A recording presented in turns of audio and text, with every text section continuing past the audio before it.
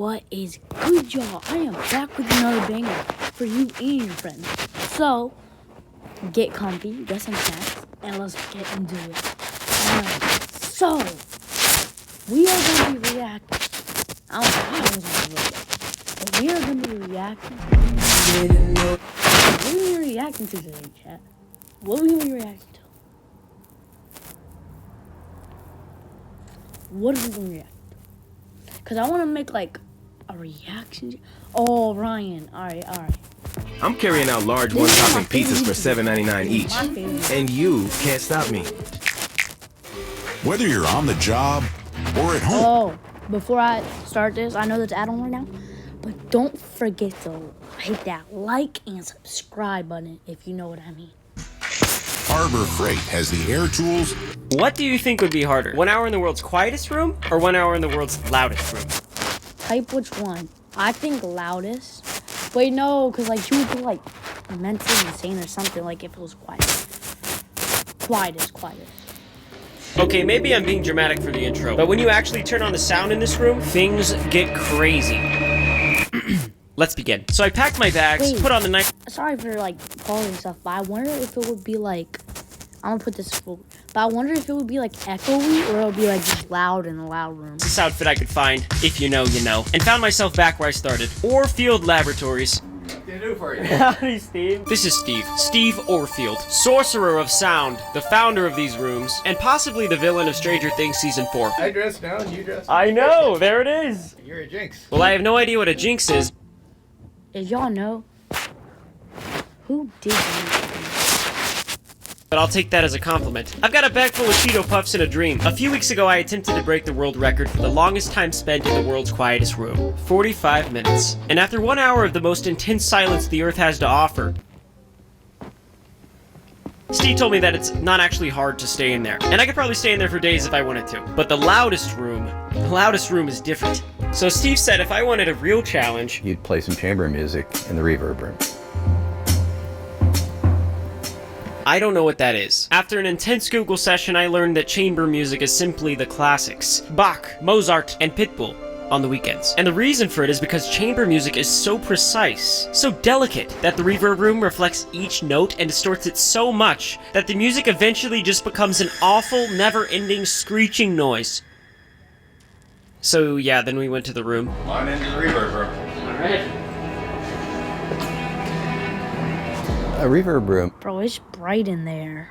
is a room that's pretty close to 100% reflective, and so no matter where you are in a reverb room, it doesn't get any louder or any quieter. It's a perfectly diffuse room, which means the sound is the same everywhere. For context of loudness, whispering is about 30 decibels. Thunder, 120 decibels. Now let's say you go to a rock concert. You probably know this by now, but the front row is about 150 decibels. But in a reverb room, that noise just reflects. Like, listen to this. I'm no scientist, but I'm pretty sure that the room with the fiberglass wedges echoes a little bit less. It does echo.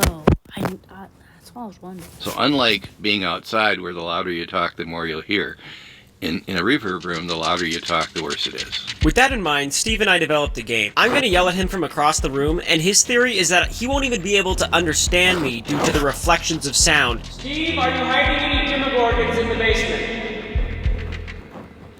I'm sure he said something intelligent. Answer the question, Steve! There's some things in the basement. I thought that was pretty funny, until we heard actual screeching coming from the below us.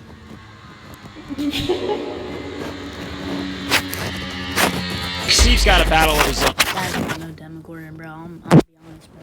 But I've got one as well. There was no more running from it. It's time to see how long I can last in the world's loudest room. And unlike the quietest room, it doesn't have to be pitch black for it to work. I brought in the largest speakers I could rent, and Steve doesn't even think I'll last 10 minutes in here at full volume. Ryan seems like a gentle fellow, so we'll have to test this. But what does he know? He actually knows everything about this. This is literally his life's work. Regardless, I spent 30 minutes in the anechoic chamber leading up to this challenge, so now my ears are ultra sensitized to the reflections in the reverb room. Let's do this. I'm gonna speak as quietly as possible because we are in the world's loudest room, and if I speak loud, I really don't think it helps if you talk quietly. Oh, that's it. Go get y'all snacks, bro. Go get y'all snacks. I'll give you a 5, 4, 3, 2, 1. Alright, you shouldn't have been. Loudly, it will echo. Learn that from my boy Steve. I'm gonna find those Demogorgons.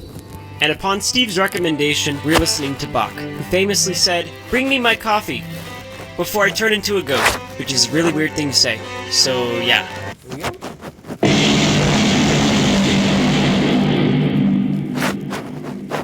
Oh my gosh. I just damaged my ears. That was the wrong song. Holy. Yeah, that is how we're playing that one. Nice try, Ryan. Smokes. That was loud. Yeah, as you can see here, I actually have a physical reaction so intense to the sound that my primitive instincts kick in. I just sprint away. I just run. I'm not gonna sit here and act like I'm not embarrassed, but I am gonna try again. I found the correct music. Here we go.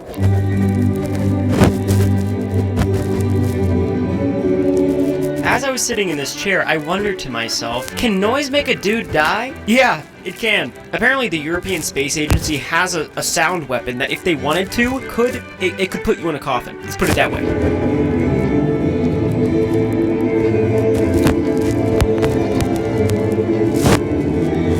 In this moment, I'm thinking three things. That would just be annoying. This music sounds awful. I didn't know rib cages could vibrate until now. And I can't believe I thought the world's quietest room actually gave me real problems. My ears just started making noises.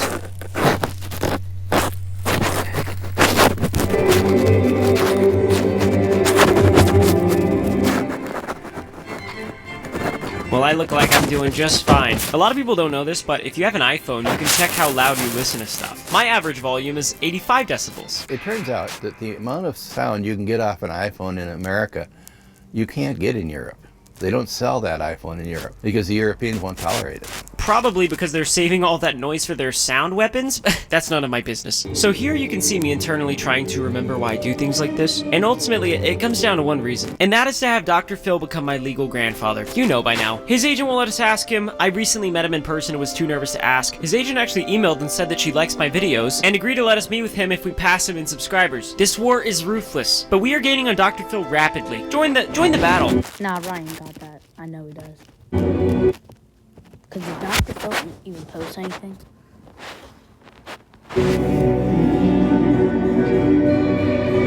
At this point, I was trying to not cover my ears because they thought it made me look weak. But I couldn't help it. And then I realized I don't think anyone on the planet thinks not covering your ears in a 120 decibel room is cool. 120 decibels of noise. Ryan won't want to be in there too long. I'm not gonna, I wouldn't be either. It's the same volume. It's the same volume everywhere I go. Oh my gosh. Okay. 1 minute in this room has destroyed me. But what would happen if you spent 10 years in here, Steve? You'd have significant hearing loss. I mean, you wouldn't have any hearing left to speak of. And it wouldn't take 10 years. That's good to know, Steve. It's good to know. After 1 hour in the world's quietest room, I couldn't help but just sit and enjoy the sounds of nature outside. And as I'm sitting here experiencing actual sensory overload, I can't help but long for the same thing. I just want to eat my Cheeto Puffs outside next to a tree and hear a bird scream. And even though this music is beautiful, I'm realizing that even the prettiest of noises can sound horrible in the wrong environment.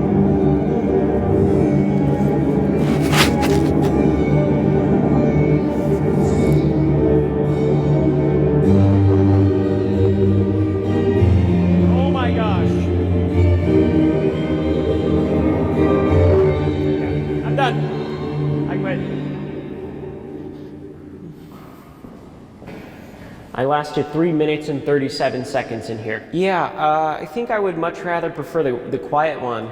I physically could not stay still. I am going to a doctor. Turns out I didn't damage my ears, thank goodness. And Steve never did tell me what was screeching in that basement. So I guess we'll just have to wait for Season 4 Stranger Things to find out if my theory is true. Regardless, I think I'll stick to normal rooms from now on. Normal room.